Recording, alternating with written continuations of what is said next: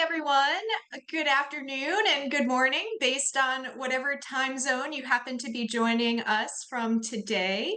Welcome to CCL's Inclusion Conference. Our theme to this year is Rising Above Renewal and Resilience for Our Future. My name is Rachel Kerestes, and I'm the Executive Director of Citizens Climate, and my pronouns are she and her. I'd like to begin by acknowledging that I'm speaking to you today from the land that is the territory of the Timucua people, which is today known as Amelia Island in Florida. The Timucua have stewarded and shepherded this land throughout the generations. I thank them for their strength and resilience in protecting this land, and I aspire to uphold my responsibilities according to their example. To that end, while many of you are regular donors to Citizens Climate, to CCE and CCL, I also ask that you make donations today, as I have, to Indigenous organizations as a connection to our gathering and our conversation. As I think about my responsibility to this land and to its people, I also think about how our work together at Citizens Climate lives up to that responsibility. That's one reason why I'm so grateful for this conference and for the conversation, because I think about that, our responsibility to the land, to people, to each other, that really has to be at the center of our work. Since joining the organization 3 months ago now, many folks have asked me about my vision for our work. I'll be honest with you that I'm still working on the specific language to encapsulate that, but in the words I have now, I envision a future where climate change no longer threatens our security and where the public policy solutions for climate change protect people while also protecting economic growth or promoting economic growth. To me, that concept of security seems really key because when I think about inclusion, I also think about how we have to, how people are welcomed to the conversation, how they're made to feel like they belong, and how they're made to ultimately feel secure. Climate change poses a number of threats to our security, from physical damage to our homes and communities to economic damage that can imperil our livelihoods. And of course, that impact of that damage, it's not felt equally. I applaud the work that our team and our volunteers have done over the years to engage in these conversations and to hold this organization accountable. But I'll be honest, I'm not naive. I know how much work we still have to do as an organization. You have my commitment that diversity and inclusion work will be elevated at CCE and CCL, and it will be supported by the organization. I'm personally committed to doing the work that I need to do as a white person in America and to be actively anti-racist. I do take that work very seriously, and it's a key part of how I spend my time. I am doing that work, but I also know that I will make mistakes, and I ask you all to call me in when I do. I also know that it's not enough for me to tell you these things, I need to show you. It's my priority to do so, and I hope you'll also share with me where you see gaps and opportunities.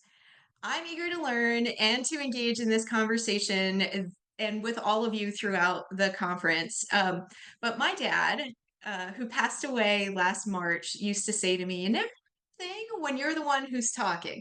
So I'm going to stop talking and turn things over to the amazing team that we have here at Citizens Climate, who are leading this work and have organized the conference today. I can't say enough about the folks who work on this team, but I want to acknowledge in particular Karina Ramirez, who takes the lead on organizing this conference and who, all of you have supported in her efforts. You will see me here in the background, but as I said, I really want to listen and learn, so I won't be speaking beyond this moment so that I can hear all of you and the conversation and from all of the amazing speakers that are gathered here today. So I want to thank you all for attending and for allowing me to welcome you all today. We have amazing program scheduled ahead, and so I'm going to turn it over to Karina now. Karina? Thank you so much, Rachel. Um, Hello, everybody. And once again, we're here at the third Inclusion Conference. Saludos a todos y todas. I am so glad to have you here with us today.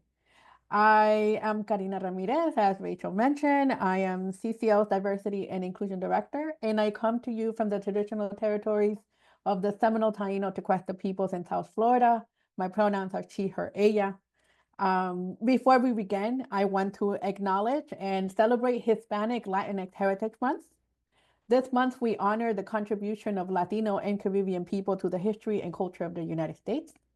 Today is also World Alzheimer's Day, a global effort to raise awareness and challenge the stigma around Alzheimer's disease and other dementia.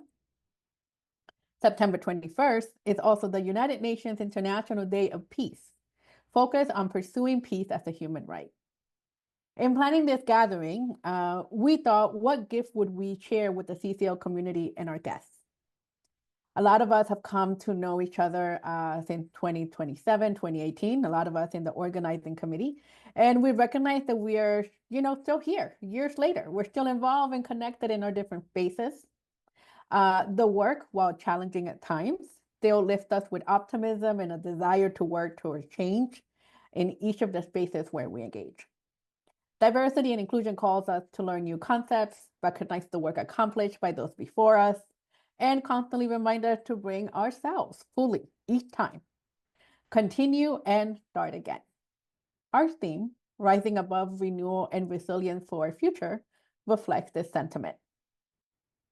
I also want to take this time to thank our amazing planning committee who have worked since February to create this program, including CCL staff members and our different communities across the organization. I particularly want to thank Asian Pacific, Climate and Culture, Differently Abled, Climate and Environmental Justice, Higher Education, Latinos, LGBTQIA+, and Outreach, Listening to Indigenous Voices, Returning Peace Corps Volunteers for Environmental Action, People of the Global Majority, and Youth. These amazing action teams have been involved in the back end of the planning of this event, and nothing could have been possible without them. We believe in the power of collectivism and rejoicing in its reward as we continue building a culture of understanding and support for all of those concerned about the impacts of climate change on everyone.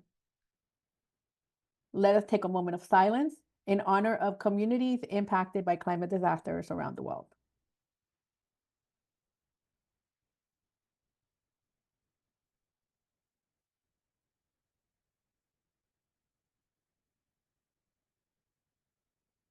With care and mindfulness, please look at the chat and acknowledge our community agreements so we can spend our time together in learning, listening, and building respectful relationships. For those joining us via YouTube, you will see breaks in between our transmission today during the live streaming. At the end of each break, please refresh your link to connect again. It is now my pleasure to welcome Daniel Opoku, one of the Diversity and Inclusion Fellows, to our conference. Daniel.